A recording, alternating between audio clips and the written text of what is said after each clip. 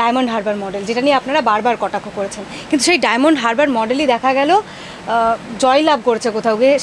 অভিষেক বন্দ্যোপাধ্যায় কাজ করেছেন, সেই জন্যই তিনি 7 লক্ষের বেশি ভোটে জিতেছেন, এমনটাই তৃণমূলের কিন্তু নেতারাও দাবি করেছেন। এবার সেই ডায়মন্ড হারবার মডেল নিয়ে আরও কিন্তু সজাগ সতর্ক অভিষেক বন্দ্যোপাধ্যায়, তিনি বৈঠকে বসতে চলেছেন। ভোটে যে জিতেছে, কটা জায়গায় পোলিং এজেন্ট বিরোধীরা দিতে পেরেছে, সেটা হিসাবটা দেওয়া উচিত ছিল তো তৃণমূলের। 7 লক্ষ ভোটে জিতেছে, ওটা জেতা হয়? একটা বহুদলীয় গণতন্ত্রে 14-15 লাখ 16 লাখ ভোটারের মধ্যে তিনি 10 লক্ষ ভোট একা পাচ্ছেন, 7 লক্ষ ভোটে লিড। এটা ভোটে জেতা বলে নাকি? রিগিং করে মেরে চমকে ধমকে ভোটে জিতেছে, ওটা ভোটে জেতা? ভোট হয়েছে ডায়মন্ড হারবারে ভোট হয়। পঞ্চায়েত নির্বাচন, মিউনিসিপ্যালিটি নির্বাচন একবারে এলাকাকে এলাকা বিরোধী শূন্য। তো অভিষেক বন্দ্যোপাধ্যায় তার কাজের খতিয়ান দিয়েছেন ভোটের 6 মাস আগে, তিনি কি কাজ করেছেন এবং সেই কাজ করেছেন বলেই তিনি ভোটটা পেয়েছেন সেখানে, এমনটাই তো দাবি তৃণমূল শিবিরে। অভিষেক বন্দ্যোপাধ্যায় খতিয়ান দেবে, আরেকজন খতিয়ান দেবে, কিছুই হয়নি, এরকম কোনো কথা হলো? অভিষেক বন্দ্যোপাধ্যায় একাই কি দায়িত্ব নিয়ে নিয়েছে যে আমি কাজের খতিয়ান দিয়ে দেবো? ওই একাই কি খতিয়ান দেওয়ার মালিক আছে নাকি? আর কেউ খতিয়ান দেওয়ার মালিক নেই। ওনার বলা উচিত ছিল যে পশ্চিমবাংলাতে কলকারখানার কি হয়েছে, ডেভেলপমেন্টাল প্রজেক্ট কি হয়েছে। আমি বুঝতাম যে একটা বড় হসপিটাল হয়েছে, একটা বড় কারখানা এসেছে। ডায়মন্ড হারবারের সাংসদ তিনি, ডায়মন্ড হারবার এলাকা ডায়মন্ড হয়েছেটা কি? বালি চুরি, রাস্তা করেছেন বলছেন, সেখানকার মানে খেলা নিয়েও তিনি বেশ উদ্যোগ নিয়েছেন, খেলা অ্যারেঞ্জ করেছেন। খেলে কি ডায়মন্ড হারবারের লোকজন ভারত রিপ্রেজেন্ট করে গোল্ড মেডেল নিয়ে এসেছে? উনি যে খেলা উদ্যোগ নেবেন বলেছেন, এই অ্যারেঞ্জ করেছেন, সেটা কি গোল্ড মেডেল নিয়ে এসেছে? খেলা অ্যারেঞ্জমেন্ট সারা ভারতবর্ষের সব জায়গাতে হয়। যুবকদের উদ্দীপিত করেছেন ডায়মন্ড হারবারে। কাজটা কি করে, কটা যুবক চাকরি পেয়েছে? এসএসসি প্রাইমারিতে যুবকদের কি অবস্থা হয়েছে? ডায়মন্ড হারবারের বা কত লোক চাকরি পেয়েছে? আমি তো বলছি ডায়মন্ড হারবার তৃণমূল যারা করে তাদের কটা লোক চাকরি পেয়েছে? ডায়মন্ড হারবারের 60,000 প্রবীণকে বার্ধক্য ভাতা নিজে দেবেন বলেছেন যদি রাজ্য সরকার না দেয়।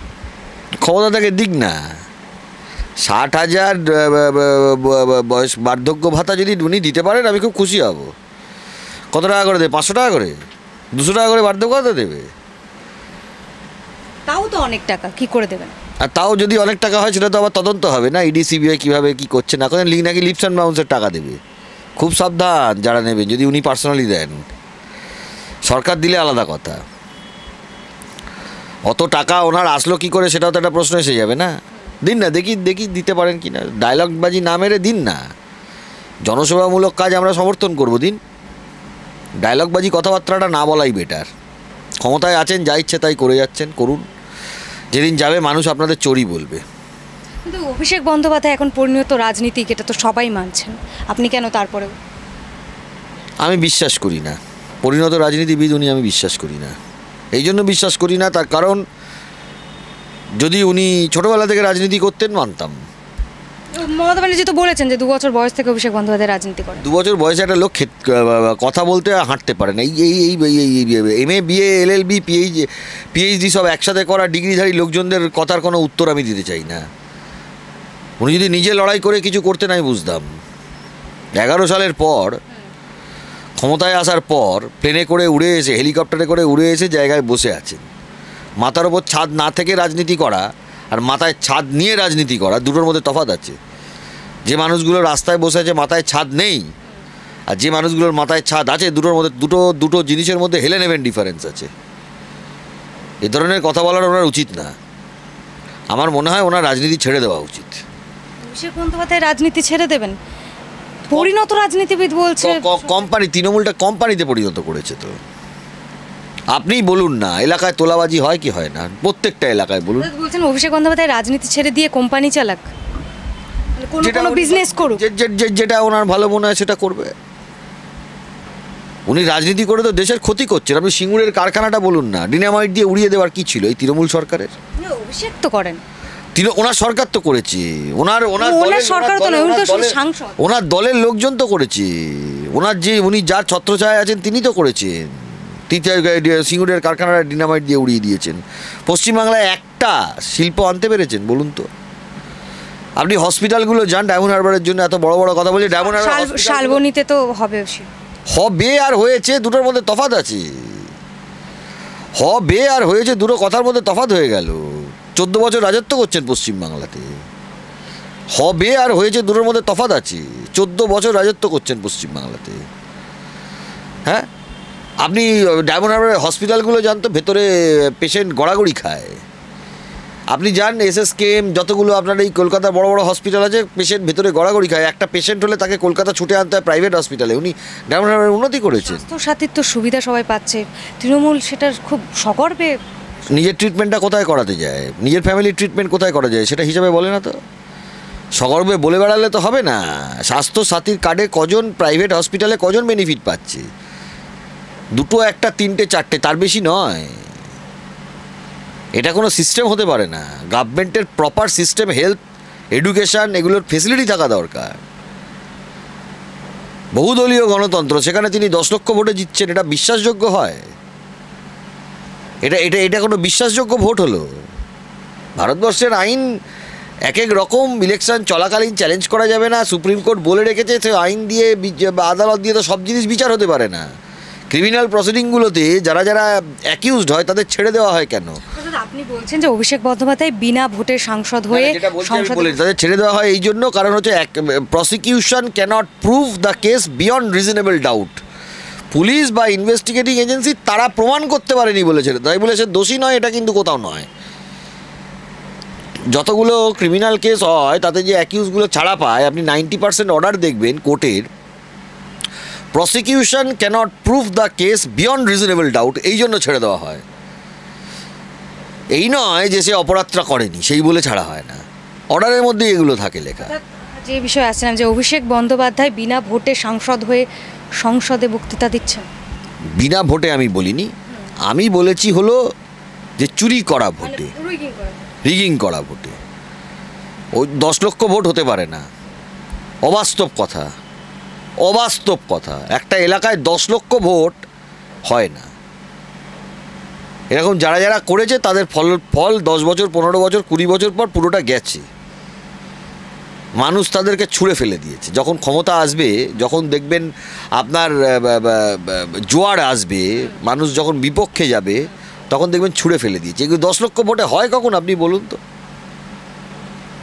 এটা কোনোদিন সম্ভব? এই ভারতবর্ষের মতন একটা বহুদলীয় গণতন্ত্রে সিকিমের যিনি মুখ্যমন্ত্রী ছিলেন তিনিও গেছেন, ঠিক আছে? যখন টাইম আসবে তখন সবাই যাবে, এ বলে কোনো লাভ নেই, কারণ এই কালের নিয়মেই যেতে হবে।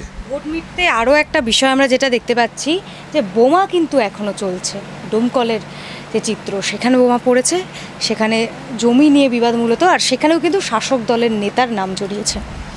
তৃণমূল দলটাই তো গুন্ডা, বদমাইশ, বোম, এসব ফ্যাক্টরি। এটা তৃণমূল যারা করে তাদের প্রমোশন হবে, বদমাইশ, বোম ফ্যাক্টরি যারা তৈরি করে তাদের জন্য।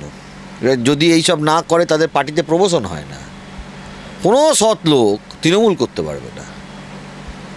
অসততা না করলে ছুরি, কাঁচি, বোমা, বন্দুক, ধর্ষণ, সন্দেশখালি এইসব ঘটনা যদি না ঘটাতে পারে, তার তৃণমূল দেখুন না, আপনি চিফ মিনিস্টারকে দেখুন, এই শাহজাহান শেখকে সাপোর্ট করছে।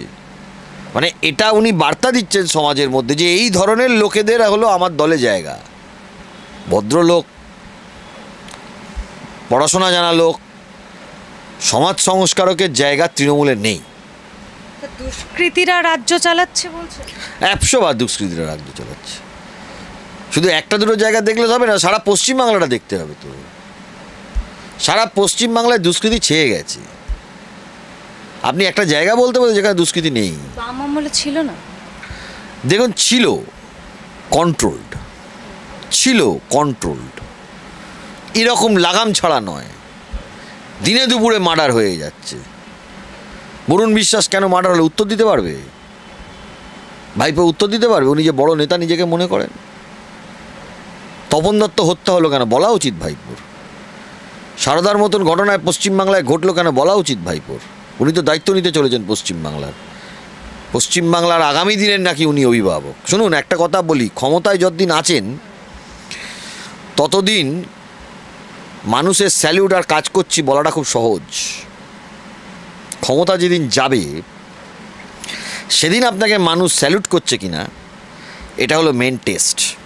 ফর এক্সাম্পল নবীন পট্টনায়ক, আজকে তিনি ক্ষমতায় নেই, আপনি পাশের রাজ্য উড়িষ্যায় যান, সবাই পাশে দাঁড়াবে, ভোটে হারতে পারে। পশ্চিমবাংলার রাজনৈতিক কালচারটা এত নোংরা জায়গায় চলে গেছে যেখানে কেউ কারুর নয়, এক। দুই, যেদিন আপনার যে বুদ্ধদেব ভট্টাচার্য ক্ষমতা নেই, মুখ্যমন্ত্রী নেই, তিনি রাস্তা দিয়ে হেঁটে গেলে কিন্তু মানুষ সম্মান জানায়। শুধু মানুষ বললে ভুল হবে, যারা রাজনৈতিক দলের সাথে যুক্ত বিরোধী দল প্রত্যেকে, বুদ্ধবাবুর যারা দলগতভাবে বিরোধী, প্রত্যেকে সম্মান জানায়। দেখুন তো একটা চিফ মিনিস্টারের বাড়ি কি, ফ্ল্যাটটা কি দেখে আসতে হবে তো, উনি কি কামরায় থাকেন, তার দৈনন্দিন লাইফস্টাইল কী সেটা তো দেখে আসতে হবে। আর ভাইপো কীভাবে টাকা করেছে সেটা তো দেখতে হবে। কি লিপস অ্যান্ড বাউন্সের জল বেচে বেচে টাকা হয়ে গেল নাকি? এইসব কথা বলে কোনো লাভ নেই। কারণ হচ্ছে হলো লোকে জানে, এখন অনেকে ভয়ে করতে পারে না, অনেকের বাড়িতে প্রবলেম হয়, মহিলারা থাকে তাদের প্রবলেম হয়, সবাই সবটা ভয় পারে না। সময় আসলে সবটাই ইন্দিরা গান্ধীকেও ভোটে হারতে হয়েছিল।